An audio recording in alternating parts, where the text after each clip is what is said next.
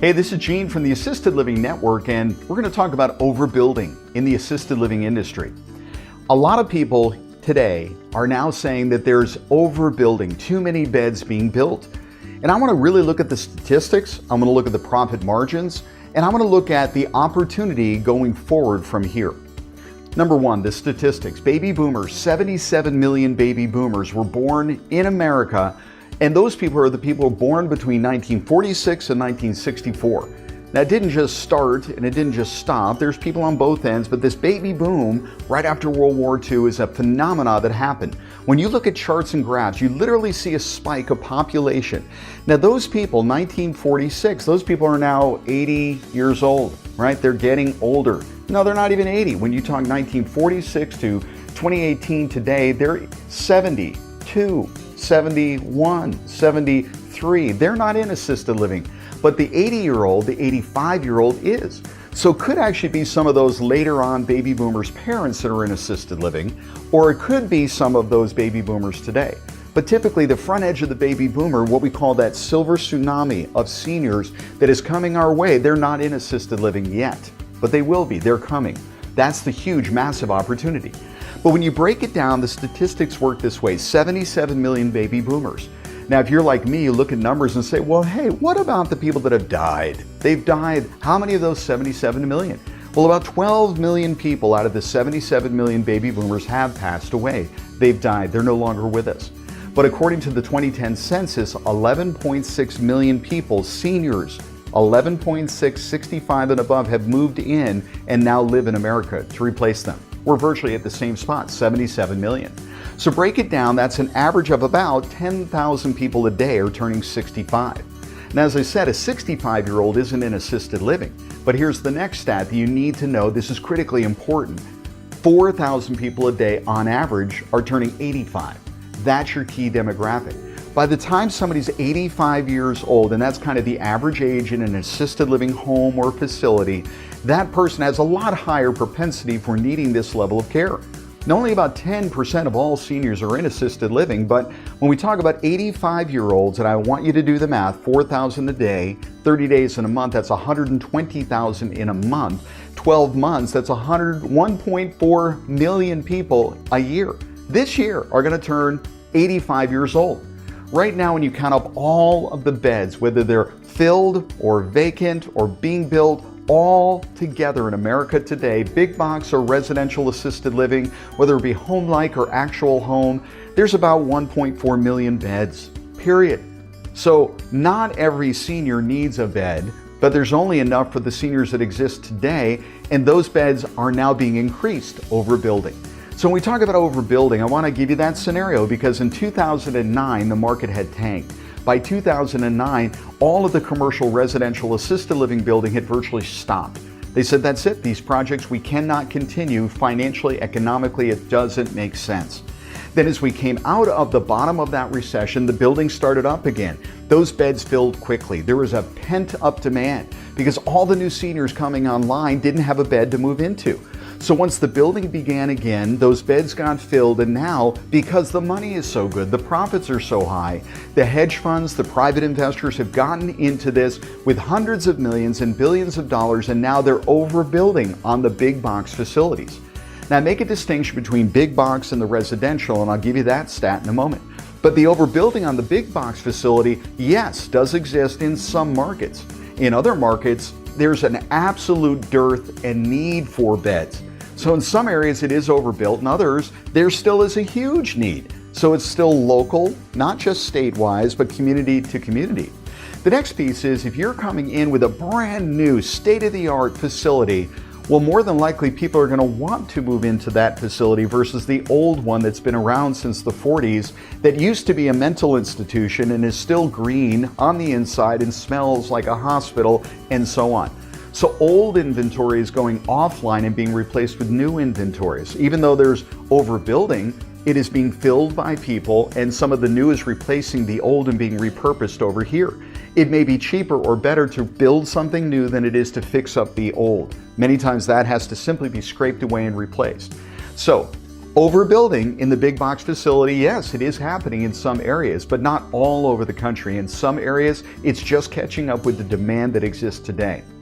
On the residential side, currently in America, there's between 30,000 and 40,000 homes that are being used for assisted living. Now, those homes may have 5 people, 10 people, 15 people. Typically, it's not more than 20 in a residential setting, but 5 to 20, let's call the average of 10 people in a home. There's 30 to 40,000 of those homes operating in America today. Most of those homes are being operated on a mom and pop basis. A parent had kids, the kids moved out, they've got extra bedrooms. They said, you know what? I like older people, I'm getting older. Let me take the empty bedrooms that the kids have moved out of and we're gonna move some seniors in. So they move 3, 4, 5 seniors in, make some extra food, do some extra laundry, and this is their job. But they don't own a business, the business owns them. They can't take a vacation, can't take a day off. Who's gonna step into their shoes to be that live-in, hands-on owner-operator who lives at that facility? So what we do is we buy a home, we convert it for this purpose, and we operate it as a business. Hire managers and caregivers, so there's plenty of money coming in to hire and pay the right people who are trained properly so we can operate that business in a very high-quality setting. But 30 to 40,000 of those homes. Now, we're adding more homes inventory all the time, and the assisted living network is all a part of that. Exposing this opportunity to others and encouraging others to get involved and replacing the old with the new. That rundown home that may be in the wrong end of town could be replaced with a much nicer home with a lot better care and activities and food, and that's where we're getting involved. So the need is here, and the 10,000 65-year-olds having a birthday today and the 4,000 85-year-olds having a birthday today, well, eventually they're going to need to move into some kind of assisted living. Now, whether it's a big box or residential is completely up to them. There's pros and cons of each one of those, but the need is certainly there. The overbuilding, let's look at it from the business side. If I can invest $100,000 and I can make back a profit that gives me a 10% return, 12% return, that's a good investment in this day and age. A big box facility, they don't even need to make 10 or 12%. They may invest $10 million and make back 4% and be very happy with that because they have so many billions of dollars to invest and to deploy that their whole job is to deploy it to get back 4%. Sitting in the bank earning 1% doesn't work for them. What I love about this as a business, and I do own and operate these homes, and many of you listening have thought about doing that yourself, as an owner and an operator, 10 or 12% would actually be unacceptable because we're getting leverage of the financing, bank loans, private loans over here, and the small amount that we invest, if any at all, is getting a much higher rate of return, 20, 30, 40, maybe even 50%. Now, those numbers are off the chart, but you can't do that at the size of a hedge fund with billions of dollars. But with a few $100,000 or a few $1 million, you absolutely can. So there's some need, there's some overbuilding in some communities, there's just catching up with the demand in other communities, but it's very local, it's very specific. Now, if you are looking at getting into this as a business, I want to highly encourage you to do this on a high quality manner. Do this where people are going to want to move in. Well, you'll end up with a waiting list of people wanting to move into your facility. The residents may not be brand new, they may be moving from somebody else's home who hasn't renovated their home, who has small rooms and has bad food and has all kinds of things that are, in essence, wrong with it. And for those of you that are still somewhat skeptical and you're saying, yeah, but I see a big box facility, so there's no room for me. Location, location, location. If a 200-bed facility is coming to your town, that's good news if you're looking to get into this business. It's good news if you're just a consumer saying, I now have a new choice, but if you're looking to get in this business, no business is going to spend 20, 30, 40, $50 million without doing a lot of market research. And if they're building this big, huge facility for 200, I guarantee you they spent hundreds of thousands, if not millions of dollars to investigate, is this a good location? Are the seniors here? Do they need what we've got? Do they have the money to pay for it? And if the answer is yes, yes, yes, and they're building, the location for your residential assisted living would be right at the end of their driveway, in a neighborhood close by, because you know that's the right location. And your residents may come from other homes because you've got a newer, fresher, nicer home right there. It's kind of like restaurants. New restaurants open and close all the time. The new one that has good food, good chef, good service, good ambiance does very, very well. You'll stop eating at the old restaurant and start going to the new one.